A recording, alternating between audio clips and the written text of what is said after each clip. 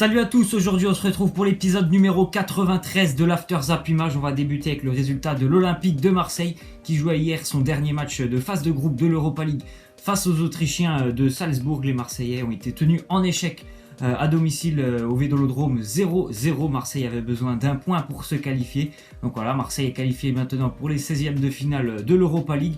Bravo aux Marseillais, même si hier, voilà, j'espérais qu'ils allaient quand même gagner parce qu'ils ont vécu, on va dire, une phase de groupe assez compliquée. Voilà, ils ont eu pas mal de contre-performances pendant cette phase de groupe. Ils avaient besoin d'un point, ils ont pris ce point. Malgré tout ça, le match a été très compliqué pour l'Olympique de Marseille qui n'a pas su trouver la solution face à une belle équipe autrichienne avec pas mal de jeunes, les joueurs autrichiens. Mais voilà, Marseille, j'espérais qu'ils allaient faire quand même beaucoup mieux sur ce match. Ils m'ont assez déçu. Encore une fois, l'attaque marseillaise, elle a été muette parce que voilà, il y avait NJ en attaque, il a rien pu faire. Germain, c'était pareil, il a rien pu faire. Donc j'espère que Marseille pourra continuer encore longtemps son parcours européen, mais ça va quand même être compliqué s'il ne trouve pas un réel attaquant. Ensuite, on voit une déclaration de Maxime Lopez, le jeune Marseillais. Il nous dit: l'OM peut rivaliser avec n'importe qui, même Arsenal ou Dortmund. Alors il parle bien sûr des équipes qui sont en Europa League, et je pense qu'il doit citer aussi par exemple l'Atlético Madrid par exemple. Alors moi franchement j'ai du mal à voir Marseille rivaliser avec toutes ces équipes, malgré qu'à l'heure actuelle Dortmund par exemple soit énormément en difficulté. Même sur un match, je vois pas du tout Marseille rivaliser avec le Borussia Dortmund. Je parle en joueurs, les joueurs techniques et tactiquement, je vois pas du tout Marseille être capable de rivaliser avec ce genre d'équipe. Donc pour moi c'est un petit peu une déclaration, voilà, c'est un petit peu faux tout ça, parce que Marseille n'a vraiment pas le niveau des équipes par exemple qui sont reversées de Ligue des Champions, et je parle pas encore du Napoli parce que là il y a vraiment deux mondes d'écart entre ces deux équipes. Ensuite on voit Willem Goebbels, le plus jeune joueur à être entré dans une compétition européenne, que ce soit Ligue des Champions et Europa League. Il joue avec l'Olympique Lyonnais, 16 ans et 113 jours. Il est rentré hier avec l'Olympique Lyonnais lors du match de Lyon en Italie face à l'Atalanta Bergame. Voilà, bravo à lui, à ce qui paraît. Normalement, c'est une vraie pépite pour l'Olympique Lyonnais. Lyon qui a vraiment un centre de formation qui marche très très bien. Il sort pas mal de jeunes depuis des années. Donc on verra ce qu'il va faire dans les prochaines années, ce jeune joueur Willem Goebbels. Pendant ce temps, Lyon a été battu en Italie face à l'Atalanta 1-0. Les Lyonnais avaient besoin de prendre 3 points tout simplement pour se qualifier en tant que premier de groupe. Voilà, Lyon va terminer deuxième de son groupe. Ils auraient mérité certainement de prendre un point hier face à l'Atalanta Bergame. Ils ont fait un bon match, on va dire, les Lyonnais quand même. Dans l'ensemble, ils méritaient un point.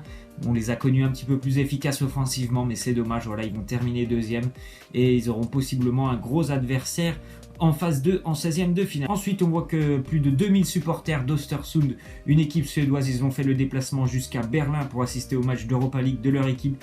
1400 km quand même de distance en pleine semaine. Bravo à eux, leur équipe était déjà qualifiée. Ils sont venus prendre un bon point du côté de Berlin. Bravo à cette équipe qui en 2010 était en division 4 dans les championnats suédois, et maintenant ils sont en division 1, et voilà, qualification en 16e de finale en Europa League. Bravo à cette équipe d'Östersund. Ensuite on voit que Thiago Silva est victime d'une contusion au mollet et une entorse au genou, donc il sera forfait pour la réception de Lille et les déplacements à Strasbourg et Rennes la semaine prochaine. Donc voilà, Kimpembe bien sûr, il va le remplacer en défense centrale au Paris Saint-Germain. J'espère qu'il va pouvoir revenir assez vite, parce que le PSG quand même va avoir de très bonnes échéances, on va dire des échéances intéressantes dans pas très longtemps. Donc j'espère que lui par exemple, aussi Thiago Motta au milieu de terrain, ils vont vite faire leur retour pour aider le Paris Saint-Germain en Ligue des Champions. Ensuite on voit la déclaration de Kylian Mbappé sur sa 7e place au Ballon d'Or. Je crois que c'est lui le premier français. Il me semble que N'Golo Kanté est 8e. Il nous dit: c'est incroyable, je n'avais pas imaginé ça. J'avais un classement en tête, c'était entre 18 et 30. Donc voilà, bravo à Kylian Mbappé pour sa première saison, on va dire, au plus haut niveau. Déjà une 7e place au Ballon d'Or, bravo à lui. J'espère qu'il va pouvoir continuer à progresser dès cette année avec le Paris Saint-Germain. Ensuite on voit que la direction du Paris Saint-Germain ne souhaiterait pas conserver Unai Emery. Ça on le sait tous, que normalement Unai Emery va vivre sa dernière saison avec le PSG. Il y a déjà 3 noms d'entraîneurs qui ont été cochés par les Parisiens pour remplacer Unai Emery. Il y a Max Allegri, l'entraîneur de la Juventus, Antonio Conte, l'entraîneur de Chelsea, et Diego Simeone, l'entraîneur de l'Atlético Madrid.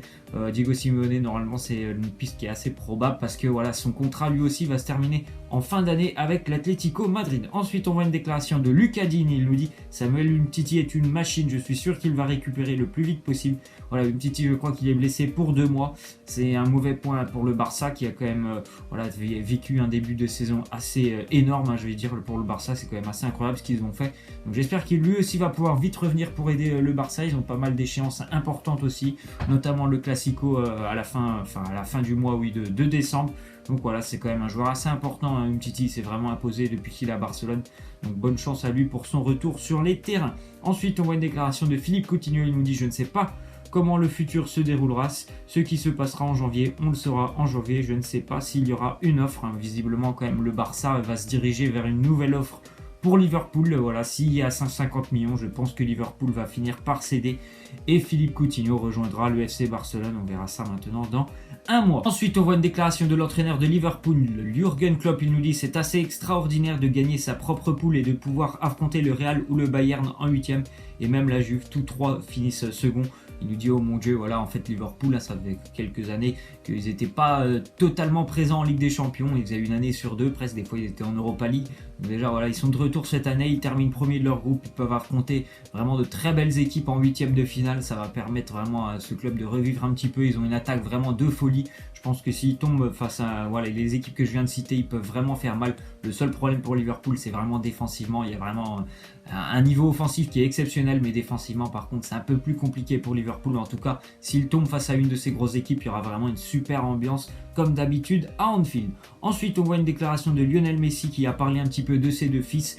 Et voilà, vous pouvez lire la déclaration. Il a dit d'un de ses fils. En fait, il a insulté tout simplement un de ses fils. Bien sûr, c'est un petit peu de l'ironie, mais voilà, je sais pas si sa femme, par exemple, elle va apprécier le fait d'entendre ça venant de la part de son mari sur un de ses fils. On continue avec une déclaration de Michael Essien, l'ancien joueur de Chelsea. Il nous parle d'Eden Hazard. Il nous dit qu'il pourrait aller au Real Madrid et gagner le Ballon d'Or facilement. Je pense que Chelsea doit le prolonger.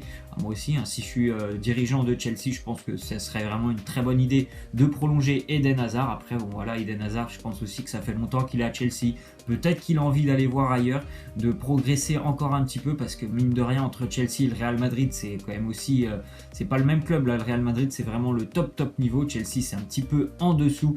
Donc s'il va bien sûr au Real Madrid, ça serait, je pense, lui aussi pour continuer de progresser et pourquoi pas d'aller gagner un Ballon d'Or. Je pense que c'est un de ses objectifs aussi à Eden Hazard. Ensuite, on continue avec une déclaration d'Arsène Wenger. Il nous dit « Un départ de Olivier Giroud. Je veux le garder l'équipe en état. Nous avons la Coupe de la Ligue, la FA Cup, l'Europa League, la Première Ligue. On ne veut pas s'affaiblir. » Voilà, maintenant, Arsenal aussi, il va falloir qu'ils comprennent que, par exemple, je parle pas d'Olivier Giroud, mais Mesut Ozil et Alexis Sanchez, s'il n'y a pas de prolongation de contrat, ça va vraiment être un échec pour eux, parce qu'ils partiront libres et gratuitement à la fin du mercato estival. Donc c'est bien sûr de vouloir garder ces joueurs, mais je pense que Arsenal, c'est un club aussi qui compte énormément sur les bénéfices financiers des transferts. Donc on va voir ce qui va se passer au mercato hivernal pour Arsenal, malgré qu'on entend qu'ils ne vont lâcher aucun joueur. Moi j'ai quand même des doutes. Je pense qu'il y a quand même au moins un joueur sur Ozil et Sanchez qui vont partir en hiver. Ensuite, on voit que 2 mois après avoir été nommé entraîneur, Leonardo quitte Antalyaspor. C'est l'ancien directeur sportif du Paris Saint-Germain. Voilà, il est arrivé en Turquie à Antalyaspor. Il est déjà parti. On continue avec une déclaration de Josep Guardiola. Il nous dit « J'ai senti que nous avions besoin de perdre. C'est pour les joueurs et le club, car les médias disent des choses quand vous avez gagné.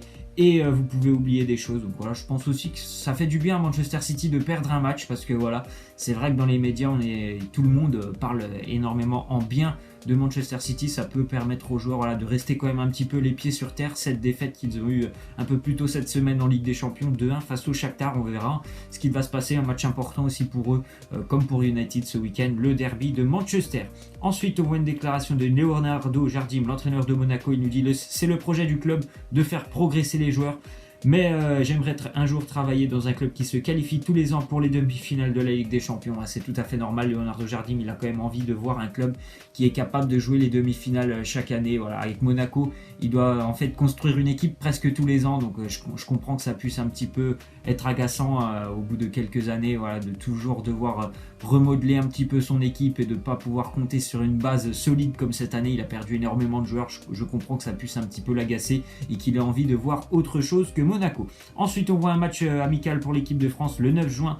Juste avant la Coupe du Monde, l'équipe de France recevra les États-Unis au Parc Olympique Lyonnais. Voilà, ça sera l'occasion pour l'équipe de France de faire une petite revue d'effectifs avant le départ pour la Russie. Et on va terminer avec la question de fin. Vous voyez toutes les équipes qui sont en Europa League. Et on peut citer Arsenal, le Milan, l'Olympique Lyonnais, la Lazio, le Napoli, l'Atlético et le Borussia Dortmund. Ma question de fin, donc, c'est est-ce que vous croyez qu'une équipe française, je ne parle pas que de Lyon, il y a aussi l'OGC Nice et l'Olympique de Marseille. D'ailleurs, Nice a été battu 1-0 hier aux Pays-Bas face au Vitesse Arnhem. Est-ce que vous croyez qu'une équipe française peut aller au bout en Europa League? Moi, ma réponse, c'est non. Je pense que, voilà, pour moi, déjà, s'il y en a une qui peut aller au bout, c'est Lyon par rapport aux deux autres, mais je ne pense pas que Lyon va aller au bout. Il y a quand même des effectifs et des équipes qui sont très très intéressantes. Je pense à Naples et l'Atlético qui, pour moi, sont au-dessus.